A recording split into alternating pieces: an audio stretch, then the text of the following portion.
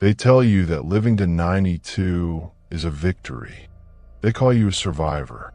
They congratulate you for outlasting the wars, the recessions, and almost everyone you ever went to school with.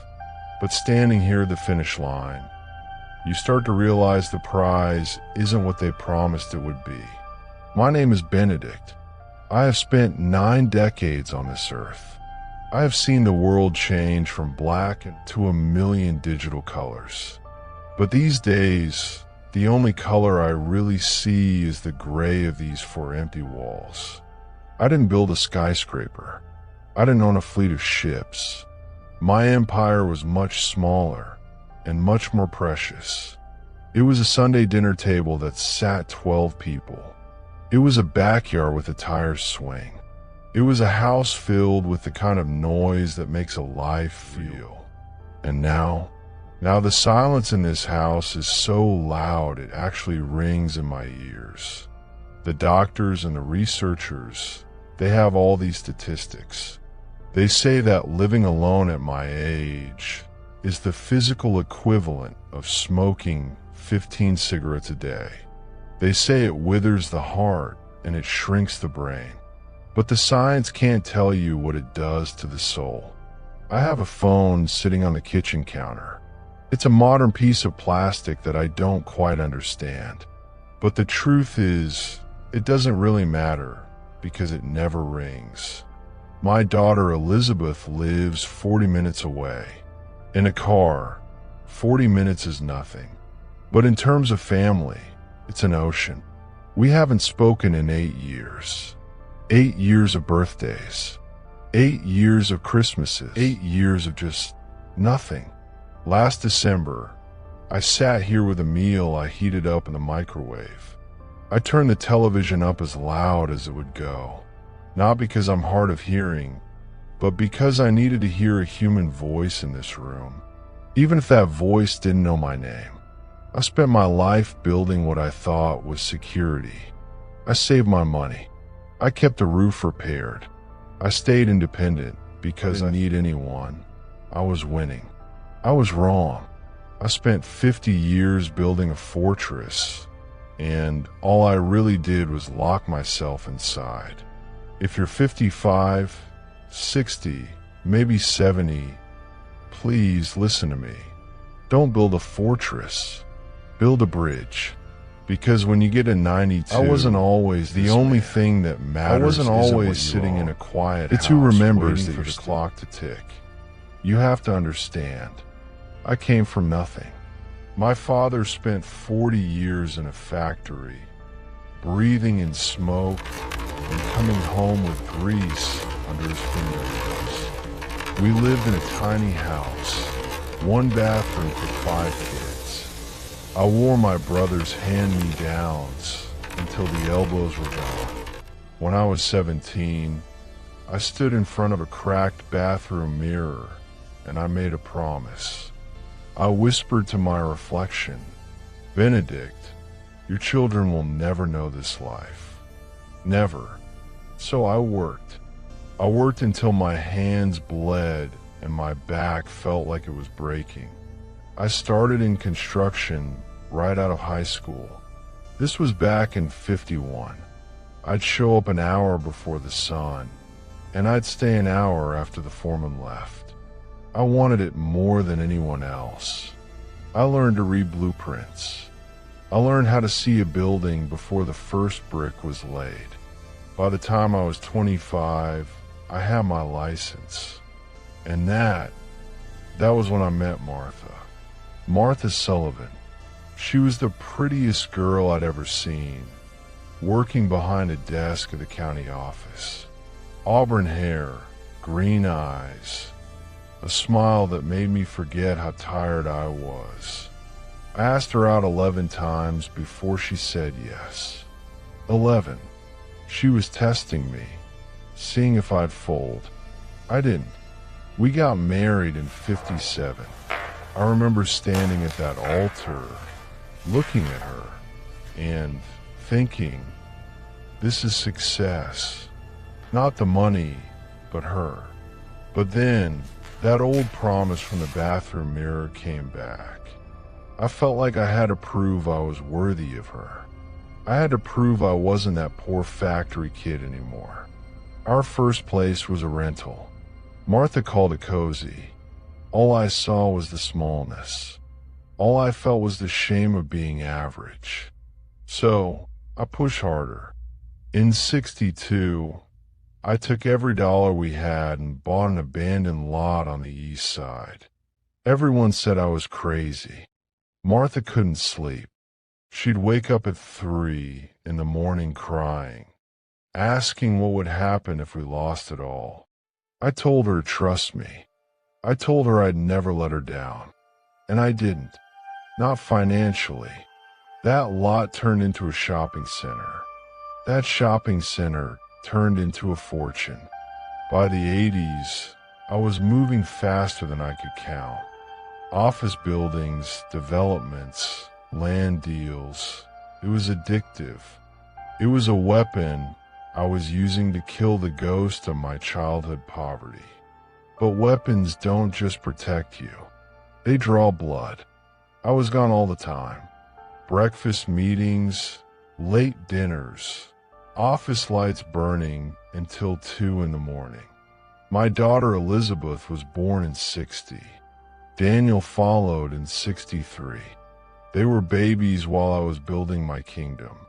They were toddlers while I was chasing the next deal. I thought I was doing it for them. I really did.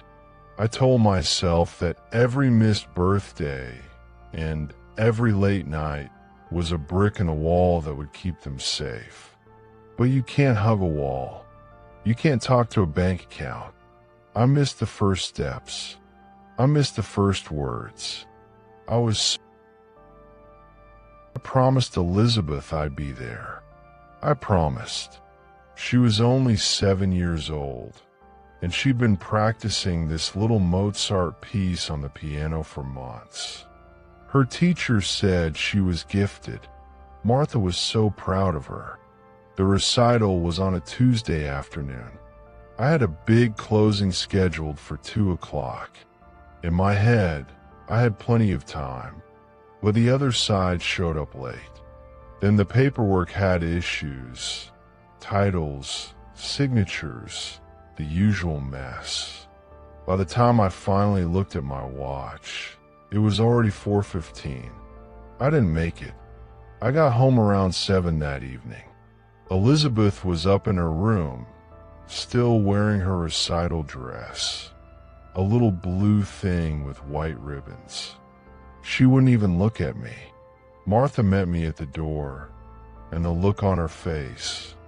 I'd seen her disappointed before, but this was different. It was the first time I saw her look at me like I was a complete stranger. "She waited for you," Martha whispered. Every time that door opened, her little face would light up. And then it wasn't you. And it wasn't you. Again and again. I tried to explain. I talked about the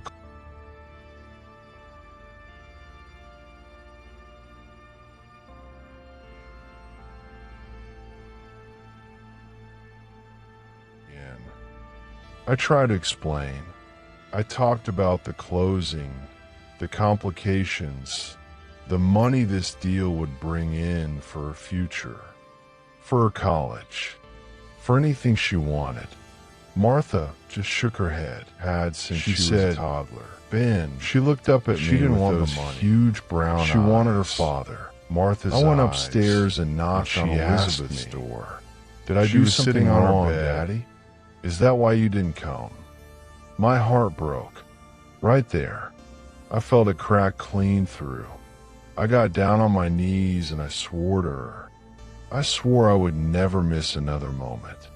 I told her she was more important than any deal I would ever sign. But I broke that promise 6 weeks later. And then I broke it again. And again. By the time my son Daniel was playing baseball, I made it to maybe 3 games out of 20. There was always a reason. Always something urgent. Always a deal that couldn't wait. Eventually, He just stopped asking if I was coming. When they asked for emergency contacts at his school, he started putting down his mother's name. He didn't even put mine as a backup. The business kept growing, and I kept chasing it. We moved into a house with more bathrooms than my childhood home had rooms. An indoor pool, a tennis court, the works. Martha hated it. She told me it was too big. She said it felt empty even when we were all inside it. But to me, that house was proof. Every marble countertop and every crystal chandelier was me screaming at the world, "Look what I did. Look how far I came." I couldn't see that I was measuring the wrong things. In the mid-90s, Martha got sick. It started with headaches that forced her to stay in the dark. Then the dizziness came.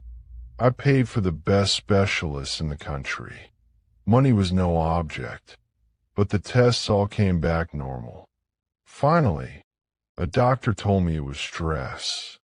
He asked her if she was missing something in her life.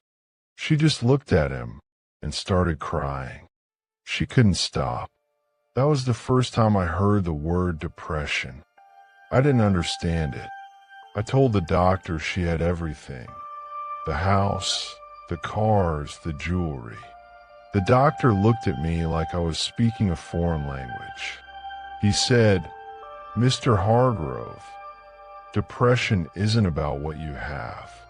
It's about what you're missing." I didn't get it. Not back then. I was too busy winning to realize I had already lost.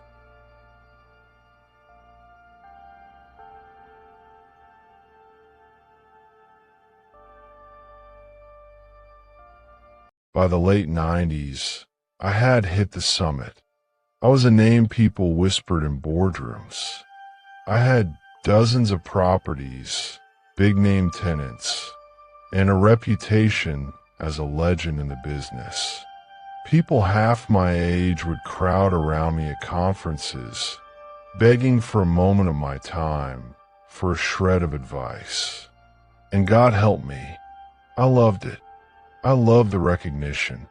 I loved the way people's eyes widened when they heard what I had built. But while I was being cheered in ballrooms, my home was quietly falling apart.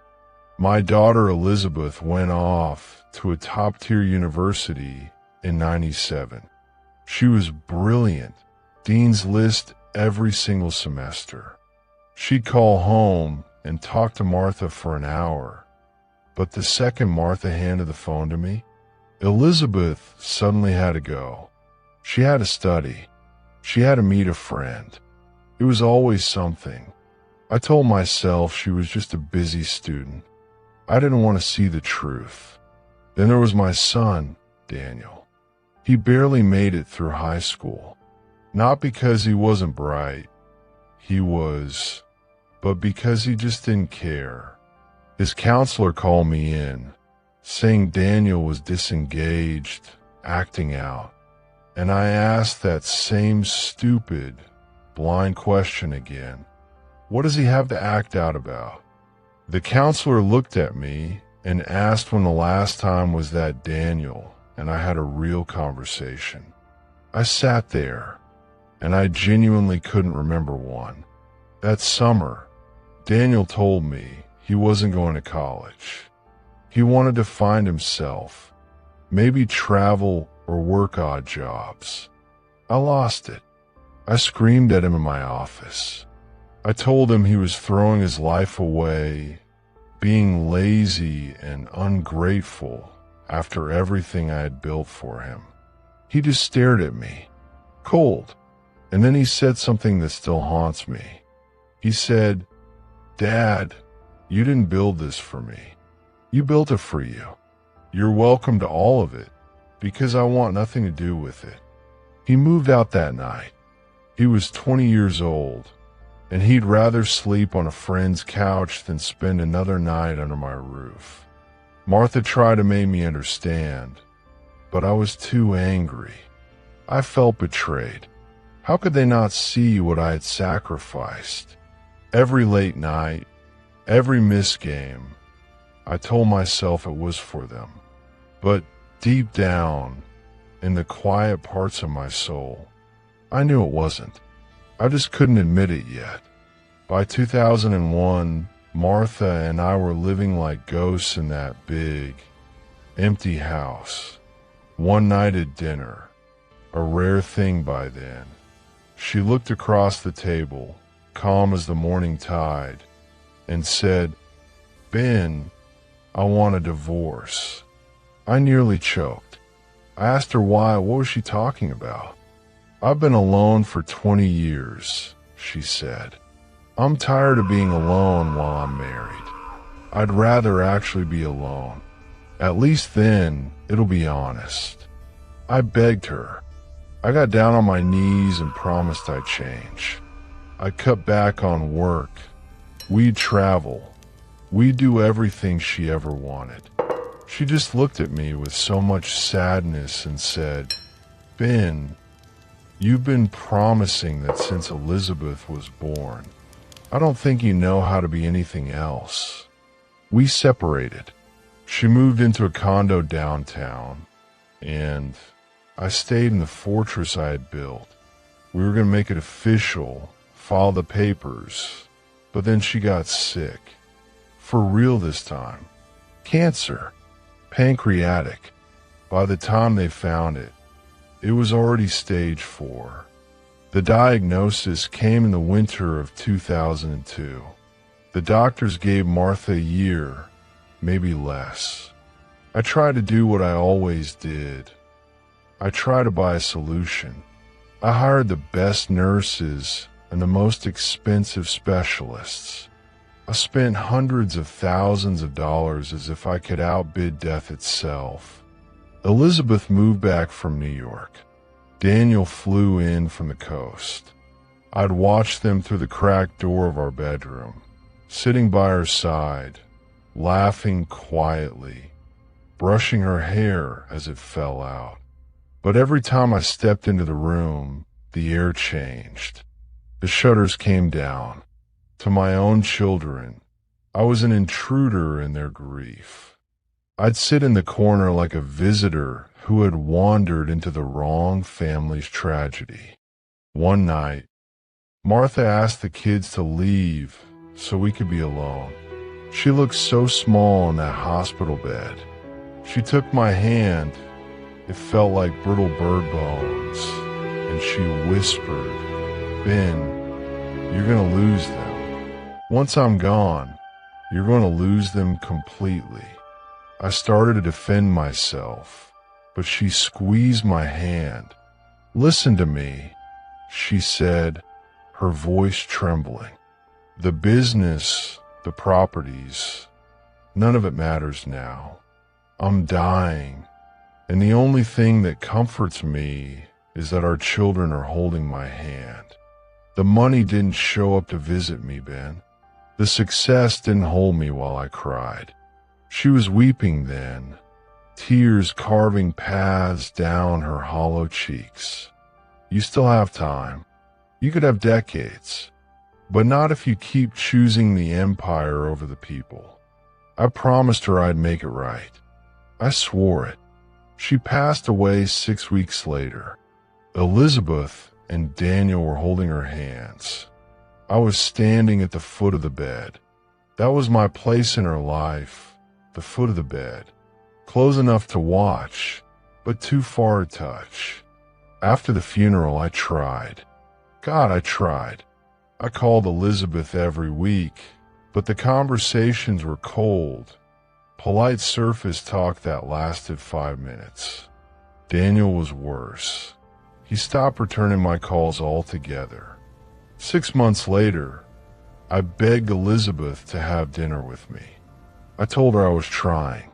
I even called her Lizzie, a name I hadn't used since she was a little girl. She was silent for a long time. Then she said, "Dad, you're 40 years too late. I needed a father when I was 7. I needed you when I was 17 and terrified to leave for college. I needed you then. I don't need you now. I told her I was still her father. Biologically, she replied, and then she hung up. I sat there in that massive, silent house. I was 71 years old. I had more wealth than I could ever spend, and I was utterly, completely alone. That was 20 years ago. 2 decades of silence. I kept working for a while, because what else was I going to do? But every property I bought fell hollow. Every dollar was just a number in an account I'd never spent. I tried reaching out. Birthdays, holidays. I sent checks. Big ones. My daughter Elizabeth sent hers back every single time, unopened. My son Daniel cashed his, but he never called to say thank you. I'm not sure which one hurt more. I've seen pictures of my grandchildren. They're beautiful, but I've never held them. They don't even know I exist. Daniel is in Oregon, running a bookstore. He looks truly happy in the photos. The kind of happy I never figured out how to be. I wasn't invited to the weddings. I found out about them from the newspapers. 5 years ago, I had a stroke. My attorney called them both. Neither came. Elizabeth sent flowers with a card that said, "Wishing you a speedy recovery." It was signed with just her name. From Daniel, nothing at all. That's when I finally accepted the truth. They aren't gone because of distance. They're gone because of my choices. For 50 years, I chose the deal. I chose the meeting. I chose the empire. And now, the empire is all I have. You know the worst part? It wasn't worth it. The money doesn't spend. The properties just sit there. I'd trade every brick and every stone just to have one dinner where someone called me Dad and meant it. I think about that 30-year-old version of myself standing outside Elizabeth's piano recital, checking his watch. If I could go back, I'd grab him by the shoulders and scream, "Go inside. The money will come later." But this girl in her blue dress, she is only 7 once. But I can't go back. So here I am at 92, adding up the real numbers. And the ledger is devastating. I have decades of success, and a lifetime of failure are the only things that actually matter. I'm telling you this because maybe you're like me. Maybe you're out there right now, grinding, telling yourself it's for your family. But maybe you're just scared to see who you are without the work. Stop. Please, just stop and look around. Every time you miss dinner, you're choosing. Every time you take a call during a recital, you're choosing. You still have time to choose differently. You can still go home. You can still be present. Because I promise you, when you're sitting where I'm sitting, the only numbers that will matter are the hands that hold yours. And if that number is 0, then nothing else counts. Nothing. My name is Benedict. I build a world of brick and stone, and I am dying alone. Don't let this be your story. I've spent my life learning these lessons the hard way. Now, I want to help you avoid the same stones in your pockets. I'm opening up a small inner circle, a lifetime membership for those who want to live with intention. For the first 200 of you who join us today, it's completely free for life. After that, I'm afraid it will become a paid membership. Subscribe now and join our community. Don't let this be another thing you meant to do but forgot. Share this with a friend who needs to hear this. Don't let them miss out on this journey with us. And please, tell me in the comments, which of these regrets hit you the hardest today? I'll be reading. I'll be here, watching the sunset, hoping you make better choices than I did. Take care of yourselves and each other. It's all that really matters in the end. Notice, this video is a creative work of storytelling. The character of Benedict is fictional and designed to reflect shared human experiences and life lessons. Any financial figures or personal stories mentioned are for illustrative and educational purposes only. This content does not provide professional financial, legal, or mental health advice. Copyright 2026, The 92-Year Witness. All rights reserved.